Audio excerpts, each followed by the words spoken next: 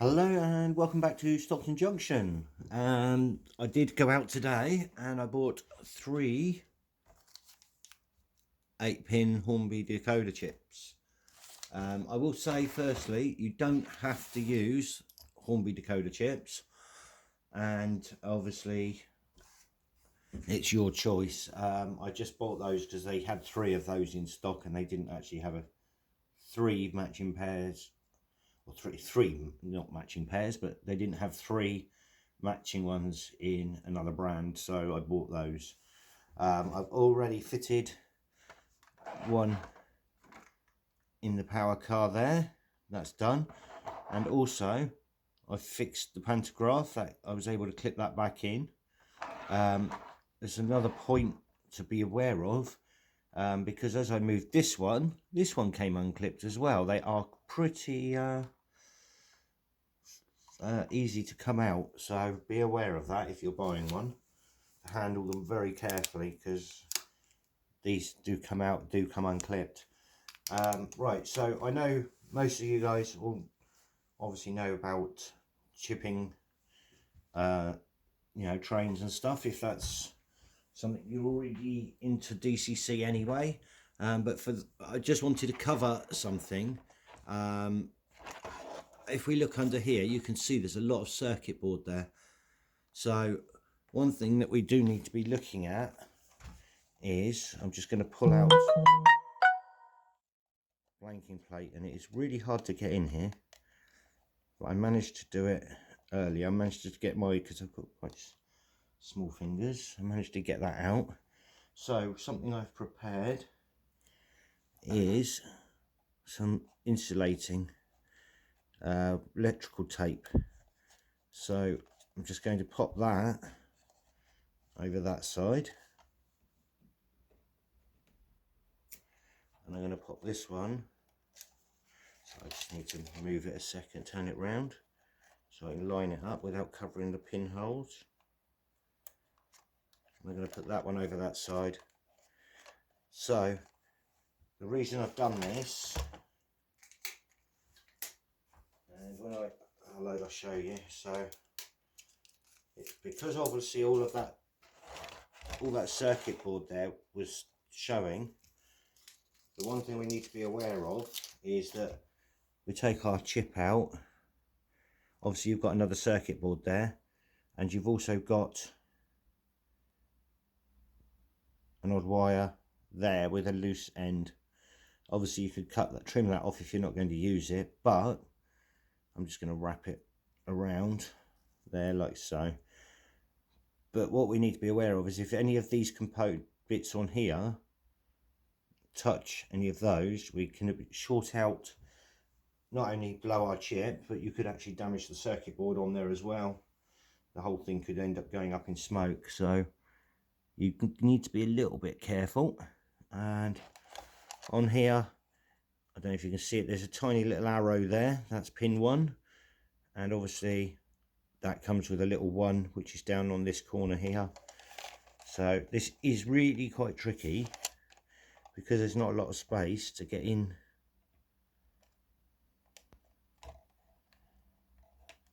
properly.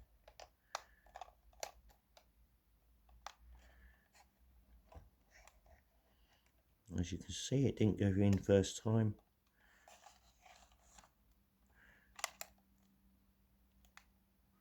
No, it's not going in. I just need to move it into a better light. Sorry about that, 2 seconds.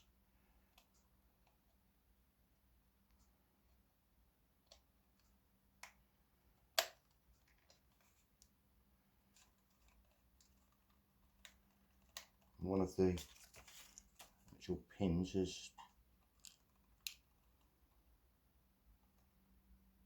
bent out a little bit, so let's just try again.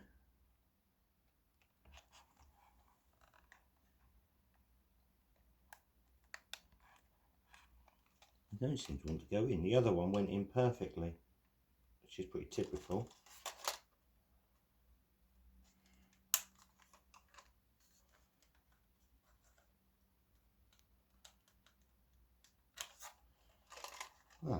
Oh, Why is it when you're doing something live on camera, it goes wrong? So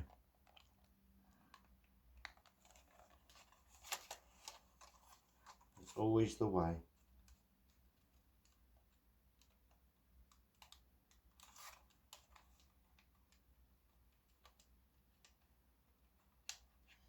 Do apologise about this.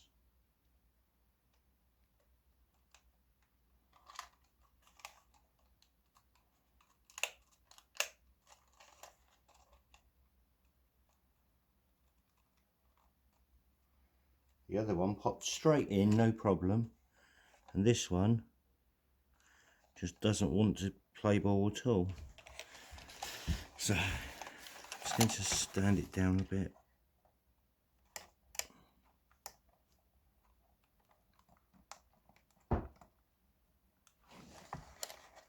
Well, isn't that odd?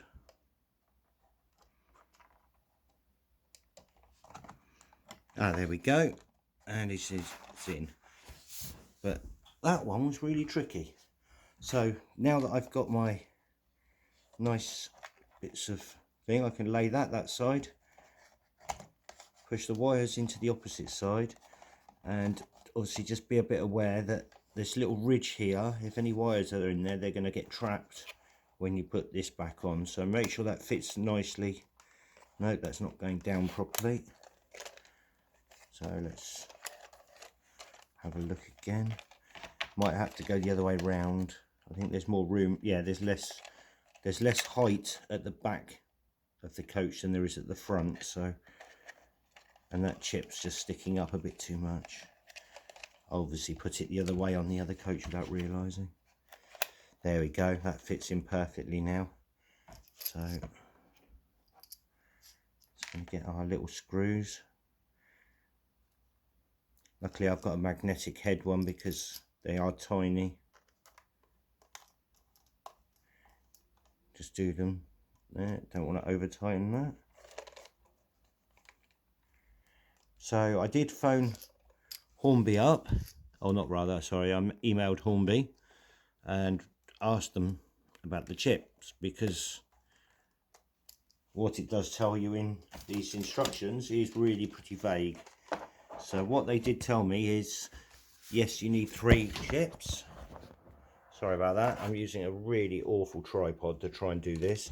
So yes, you need three different chips, and they did also say try to program them all at the same time if you can. So we're going to have a go at that now, and you can join me back in a minute. I've got the all 3 sat on the test track. They only just fit. I should really have put another length on, but it should be okay. Hopefully this won't shunt off. Sometimes I know that when you do program a loco that they move, and obviously I'm just going to do this. Should use the little touch thing, really, it makes it a lot easier. So I need to, obviously on the ECOS I've got a choice of program on main or program on the programming track. It's never advisable to program on your main track. You can actually blow other chips or rewrite other chips. And if we go to advanced, and it reads the detectors, I don't know if it's going to be all right reading them. That started to move just then.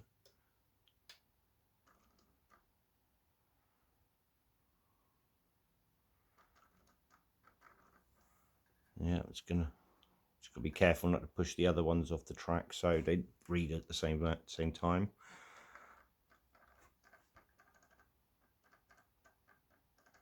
It's trying to move.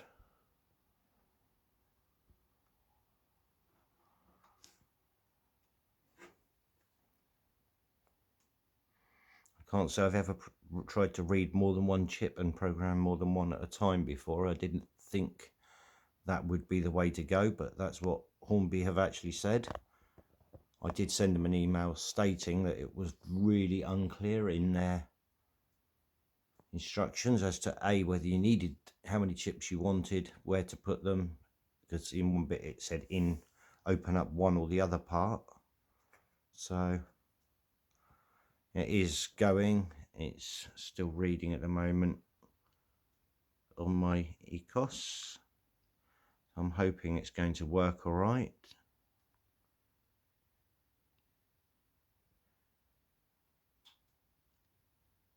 Well, Hornby told me to do it this way, so if it becomes an issue and it does any damage to the chips, they'll be replacing them.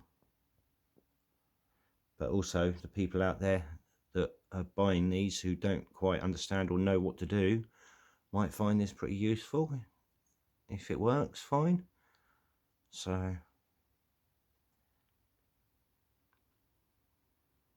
it's nearly finished, so hopefully the it will come up. Decoder read success, it says. But it doesn't normally.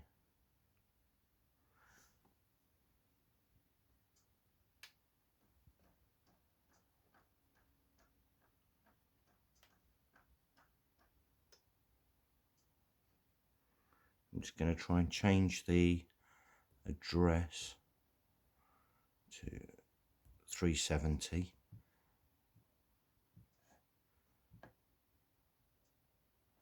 And hopefully it's actually worked. Sometimes I have a problem with doing this, that it doesn't do it exactly how it's meant to, and it doesn't change the loco over for some reason. So, and then I end up having to do it a second time. I don't know why that happens. I do remember what I did wrong this time. Normally I forgot to tick the live button before I changed the address on it, so I've ticked it now, and hopefully it should actually pick up properly this time. So we'll have to wait and see, but hopefully all will be good.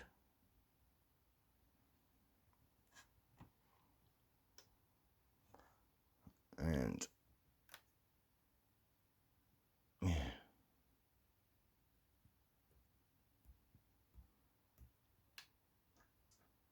yeah, there we go.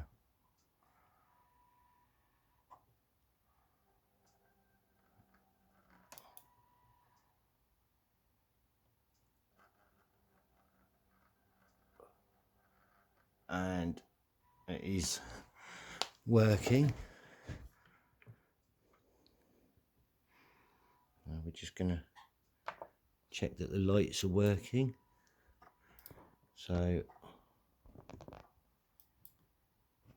yeah, they do come up. We'll check the other car.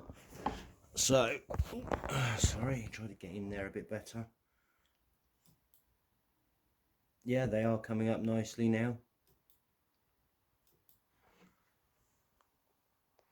So we shall take that off. I'll set the train up and give it a little run. Right, so back again, and all the chips are working, and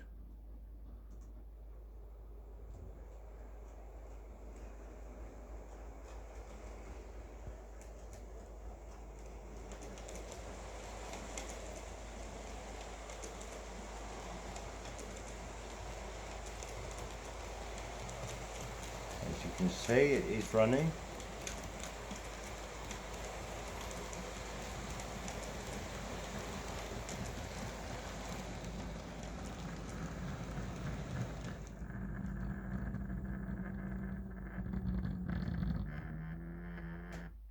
Motor's a little bit noisy, and one problem that I've noticed, obviously I'm running 13 cars, it says up to a 14 car set is the full one, and something you might not be able to see, but they put some power on and those wheels are actually spinning up a bit. They're not really gripping very well, so it's getting the power up. Once it gets a bit of power, it's not so bad. I'm just a bit concerned on how it's going to go if it's spinning up on the if it is spinning up on a flat and struggling, And my concern is, how is it going to go when it gets on the Helix? So I'm going to give it a test on the Helix, but I'm thinking I may need to remove some of the cars. And I've also got a second power car, as I said before. I bought a spare one, so I might end up swapping out the non-driving car and have 2 power cars. So that would solve an issue for whether it's, you know, for it running. So hopefully we will see. So but it's a little bit noisy at the moment, but you know, it's got to bed in a bit. I am aware that I've got a bit of an issue there. The lights keep going off as it comes out of that point, so I need to check the contacts on that bit of track.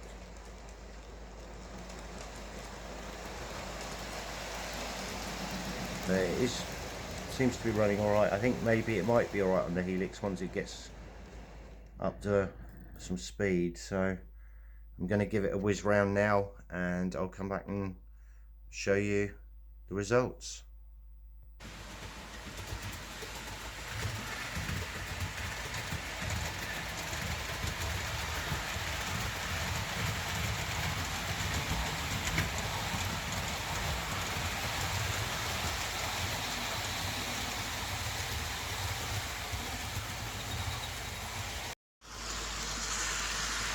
So we'll see how it does on the inner circuit.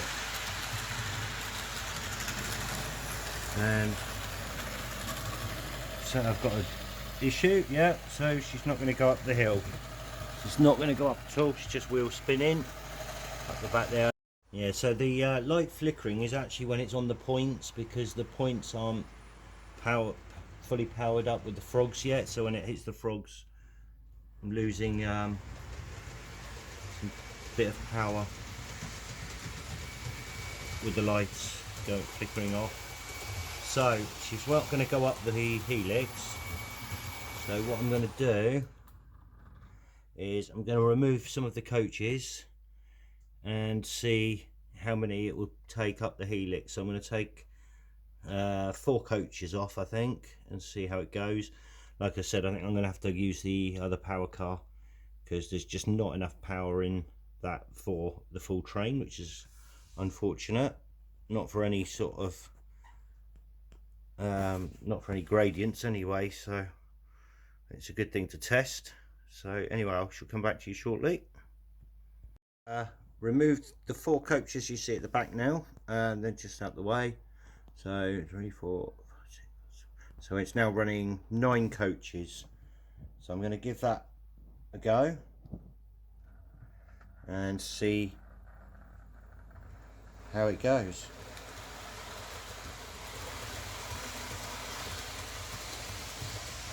So just waiting for her to come round. Hopefully.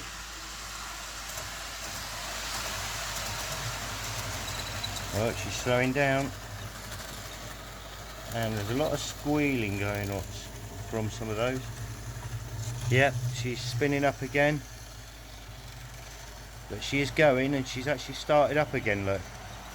Oh, she's got it. But she doesn't like it. That is going up the tighter incline though, to be honest, so I wouldn't normally go up that way, but I've got a little issue with the Helix on the other side. So should have put it on the other track. I'm going to stop it there. Yeah, I've definitely got some issues with traction going up, obviously that way, because it's not meant to be going up that way. So, and the wheels are actually coming off as well, coming off the track completely. Onto the outer track to see if it makes a difference, because it would be normally going up the outer track. But I've noticed a few smaller issues. A lot of squealing. And again, I'm going to have to stop her in a minute, so I'm going to have to go.